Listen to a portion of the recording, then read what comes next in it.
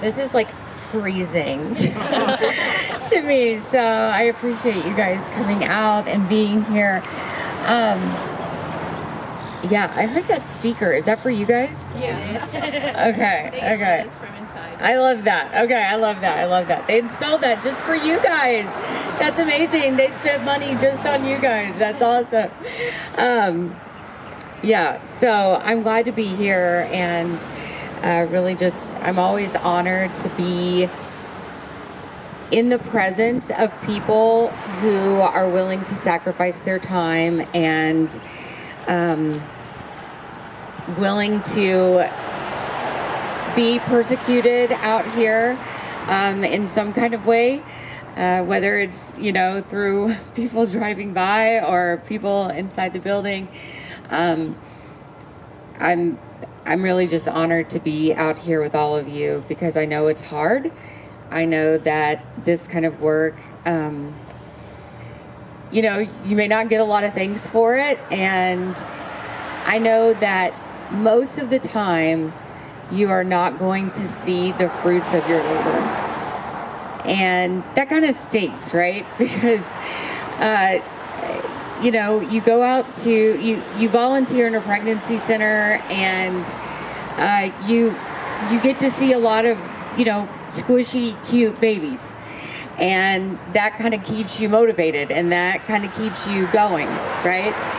And out here, though, you get a lot of women flipping you off. And that's not necessarily motivating, right? Or you think, is this really working? Or is this really worth it? You know, you may not get a lot of women bringing back their squishy babies and saying, you did this, right? You helped to save this baby. But I guess I'm here to tell you that, you know, what you're doing is working, and you know that. But just as a confirmation, you know, so many, we've had over 700 workers leave now, and most of them tell us that people on the sidewalk were influential in them leaving the clinic. I mean, almost all of them have some kind of story about sidewalk advocates that were influential in them leaving their facility. They tell us about, you know, women that walked out because of information that they got on the sidewalk. And, you know, the abortion industry wants you to believe that you're ineffective. They want to ignore you, and they want, you know, to pretend that your work here is meaningless. But the women that come out, that come to our ministry, are telling us over and over again how effective you are out here. And that's, I mean, we hear it from them, and they're the best. They're the ones that know, right? That's why they hate 40 Days for Life.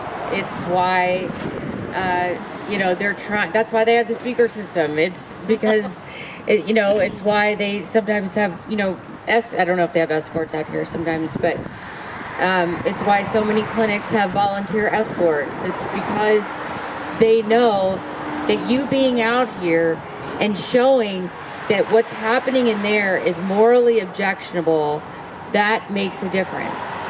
Like, you'll never know how many women see you out here, drive by, and go, oh my gosh, I can't go in there now, right? Because there's people out there that are essentially holding me accountable for my sin. And I don't want to go in there with an audience of people looking on and holding me accountable for my sin and what I'm about to do.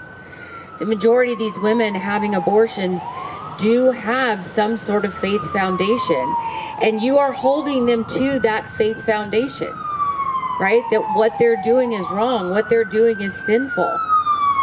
And it's okay to be reminded of our sin, right? It's okay to be reminded of our sin, and it's okay to be reminded of righteousness. And that's essentially what you guys are doing. And not just that, but then you're offering them hope. And, you know, sometimes I think when I'm out here, I just think all the time that, I don't really know the right way to word this, but when I'm out here, I feel like hope can be a complete sentence. Sometimes it's just all they need. It's just hope. You know? It's a noun, but it's also a verb. And we're living out that hope to them. We're showing them the hope of Christ. We're showing them that we have hope for them. And so I think it's a beautiful thing what you do.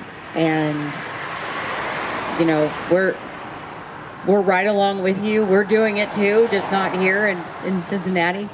But I think universally, I believe being out here where the killing is taking place, I think this is, quite honestly, the most effective thing that we can be doing.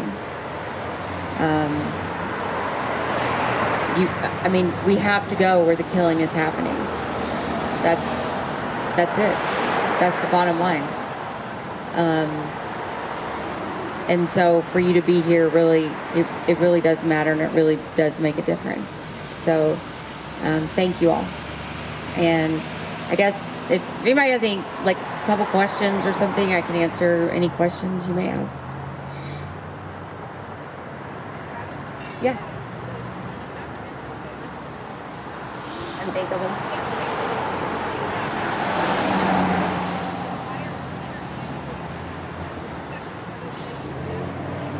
So not yet, but we are still like in the final editing process of the film. So we've been doing some pre-screenings with the film, but it's but it will be in theaters, and then we'll, you know, be doing churches will be able to, or pro-life groups will be able to request it to have screenings in their communities.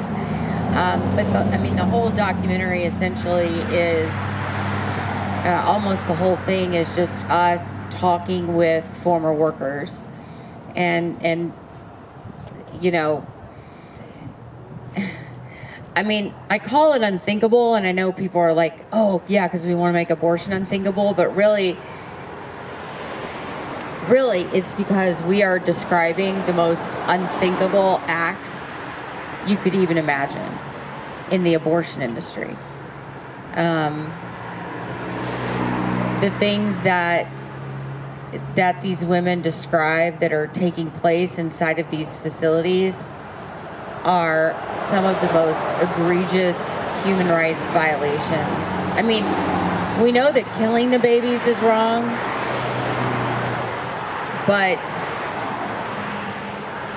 there are things worse than death. And that's a lot of times what these women are describing. And so it truly is. I mean, I think the name is really fitting because, you know, people are like, oh yeah, unthinkable, you want to make abortion unthinkable. I'm like, yeah, that too. But really, I mean, the name really has a dual meaning. Because I think people are going to watch it. People that have watched it are just like, oh my gosh. And it I think, lends a lot of credibility because nobody in the film is behind a screen. You know, nobody is anonymous. It's their faces, their names, the clinics they worked in. I mean, they're all just right there. Out in public, so there's no anonymity. You know, they're naming names of doctors. They're coming out with everything, which I think lends a lot of credibility. They're not trying to hide who they are or what they've done. Who here saw the film? We did a screening. Oh, okay. Did anybody here go to our screening? Well, several of you did. Yes. Okay, great. So it's going to be So it's going to be different even from the one that you saw, because we're taking a lot of the middle part out and putting more content in from the workers. So, yeah, it's going to be even more heavy hitting than what you guys saw as a screener. So, Yeah, that's so great. yeah. So, the thing that caused me to leave in the end was witnessing an ultrasound guided abortion and seeing a 13-week-old baby fight and struggle for his life against the abortion instruments, and kind of recognizing the humanity in that child at that moment. And that was essentially why I left. And then when I left, I planned to do it quietly, but Planned Parenthood sued me and tried to get a gag order against me, a permanent gag order against me, because they didn't want me to talk about all their dirty laundry. So, which I had not intended to do, which was really the irony of it, because I had never intended to go public, because I was embarrassed, because I'd worked there for so long. So I'd never intended to go public. But when they sued me, they also sent a press release out to the Associated Press, which then made the media go, well, why are you trying to keep her silent? Like, what does she know that you don't want everybody else to know? And then all of a sudden I was like, on Fox News and MSNBC, and everybody wanted to know my story. And that's how my story got out. So thanks, Planned Parenthood. If they weren't such fools, I wouldn't be doing this. So, yeah. Not the sharpest tool in the shed, right? No.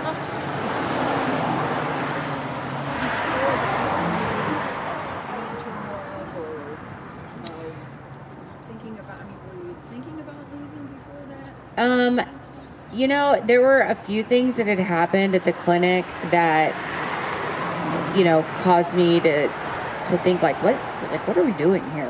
I had been moved up into a director position and had been the director for a little over 2 years, and the director of the whole clinic. And so in that time, I remember thinking, is it that Planned Parenthood is changing? Oh, wait, I'm pausing you for 1 second. Everybody make sure you're really to the edges. The police are here. Okay, keep going. I just remember thinking, is it really that, is Planned Parenthood changing, or is it that this is who we've been all along, but now I'm just so high up in management, I'm finally seeing, I'm finally seeing it.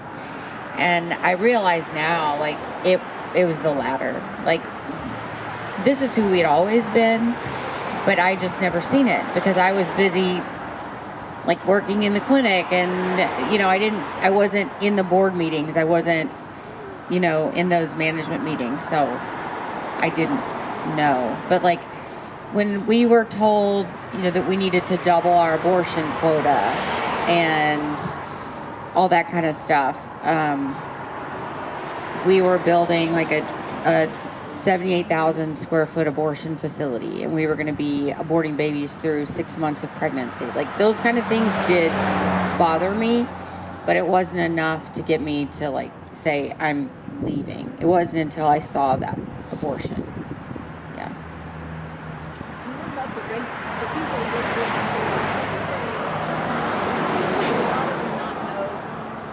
they don't know that depth,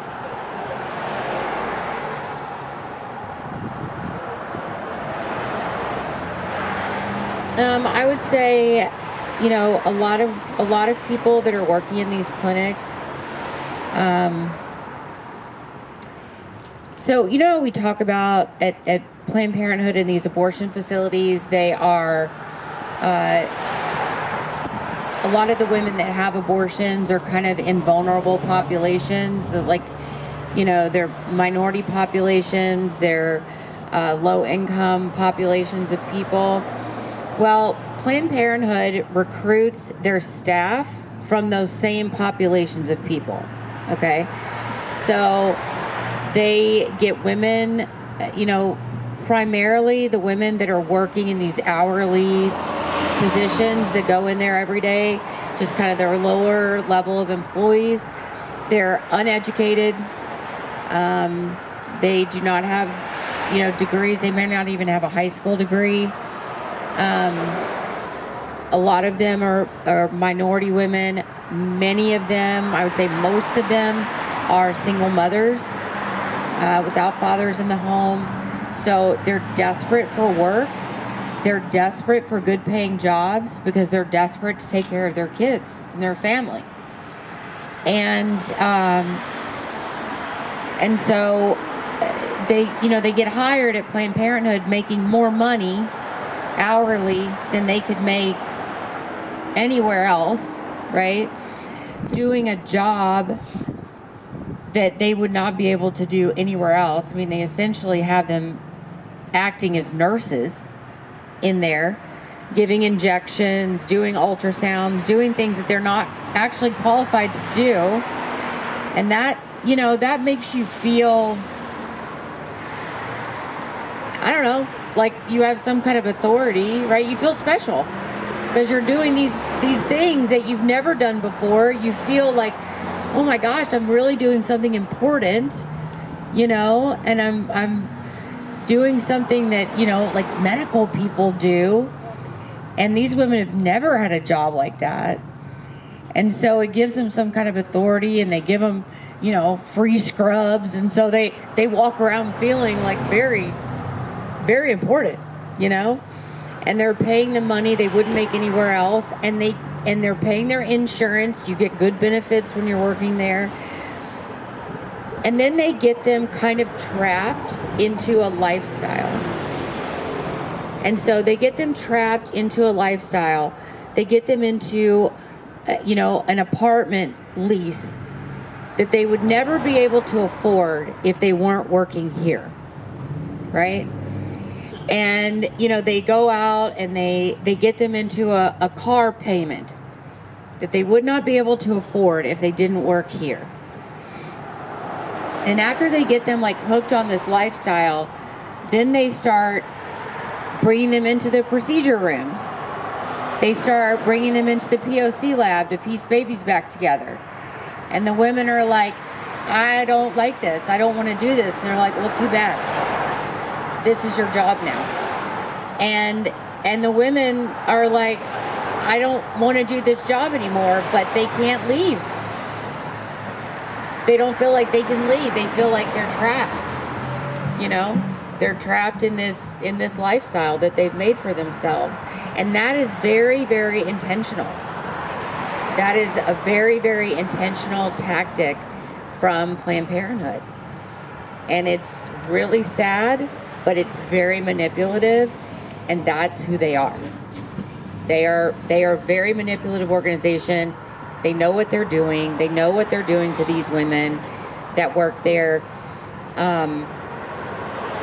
Women that a lot of the women that come out of working at these places, we think about 95% of the women that come out and come to our ministry have diagnosable PTSD. I mean, that's not normal, leaving a job and having PTSD. That's not normal, 38% of our clients have suicidal ideation after they leave. 18% have actually attempted suicide after they've left. And we have actually lost one client through suicide. So it's sad, but it's not normal. Abortion's not normal, and it's not a normal place to work. And so, getting them out of there and getting them onto a path of healing is, it's incredibly important. And my friend Amanda's with me, and she's our therapist at the ministry, and I'm also a therapist, but I don't she sees all the clients. I very rarely see clients in the ministry, but like the two of us, we're the only people in the world that specialize in seeing people who have worked in the abortion industry.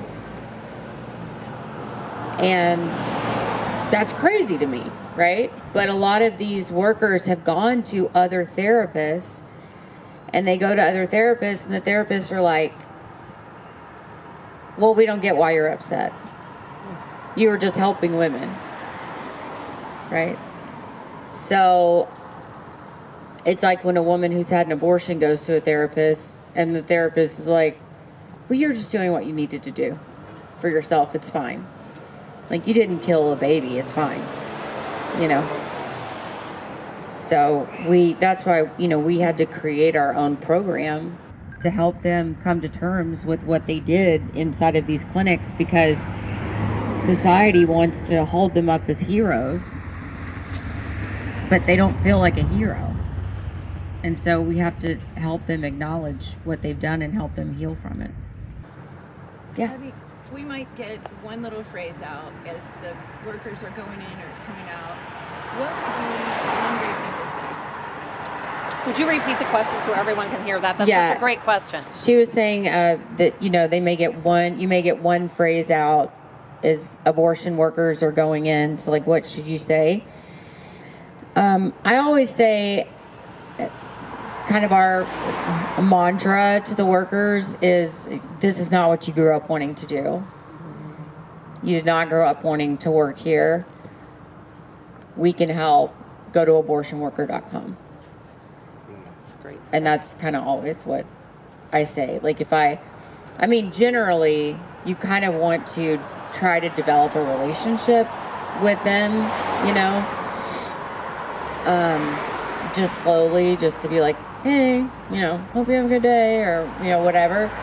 But if they're not being receptive to that, then I would just say, you know, just be like, this is not what you grew up wanting to do. Like, go to abortionworker.com.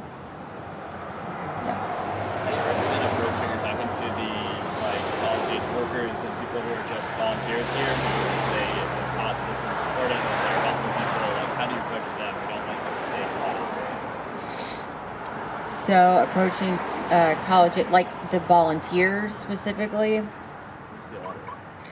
Yeah, so I would try to approach them like inquisitively and to see, because I feel, I don't know how it is here, but like for me, anytime I've been out with like those kinds of kids that are out here, like they're more willing to talk, I feel like, because they want you to hear their story.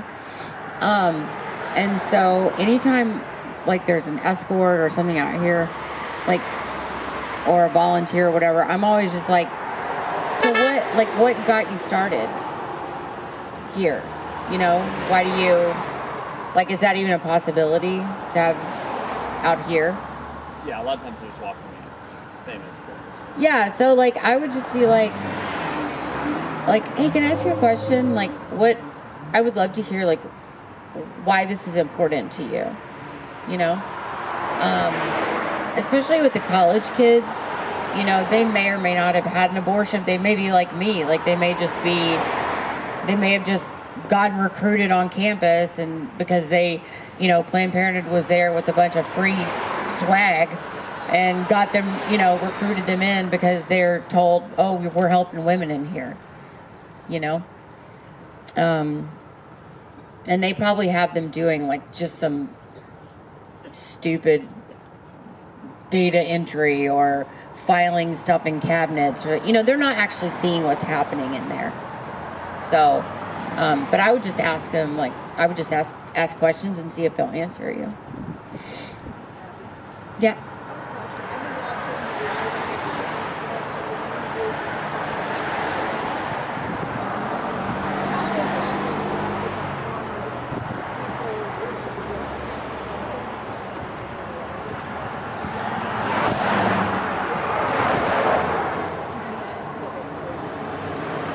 Yeah, so a lot of so there's kind of different groups of doctors. You know, there's some doctors who got involved, like Dr. Buchowski, one of our doctors, Dr. Hammond. There's quite a few. I would say probably the majority. Yeah, I would say the overwhelming majority who got involved in medical school, and it's just extra money. They're broke medical students, and you're getting paid anywhere from $75 to $100 per abortion. So that's good money for, a starving medical student. And so they're like, yeah, it's quick money. It's an easy procedure. Just kind of when you look at it, just the mechanics of abortion, it's a very easy procedure, particularly with the pills. They literally just have to sign a form to dispense the pills. So it's very simple. It's simple money. It's easy money. And so a lot of times, they get that offer, and for some of them, they get the offer and to do it in medical school, and they just realize, this is good money and I'm going to stay in it, and sometimes they stay in it for the long haul, and that's what they build their practice on, that's how it is for a lot of the long-term people. And then they expand into doing later term abortions, because then they realize money's better the further along you go, so there's some of that. And then but a lot of the ones that kind of start in med school just for money, a lot of them kind of fizzle out eventually. But the ones that start in med school and then they really get into the movement part of it, like, Dr. Hearn, or like Dr. Tiller before he was shot, or Dr. Carhart, they're like, they get into it and they stay into it because they start to feel like God. And they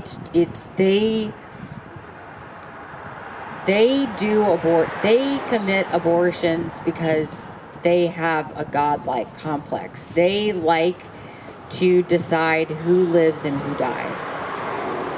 And it's strange to be in a room with them as they commit abortions. They're very almost like giddy as they perform abortions. It's different for them, but I think the longer that these doctors, a lot of the doctors that you see on, you see pro-lifers interviewing, they really didn't do it for a long time. It was kind of a short time. It's pretty rare to have like a Dr. Nathanson. I don't know if y'all know who that is. Dr. Nathanson had a big conversion. He had performed 75,000 abortions by the time he converted. That's pretty rare. Most of the time when they're in that deep to the abortion industry, they don't leave. Dr. Nathanson helped found NARAL. Most of the time when they're in that deep to the industry, they don't leave. It's truly a miracle that he left. Because most of the time, if they're in, to the tens of thousands of abortions, they're not going to get out. So.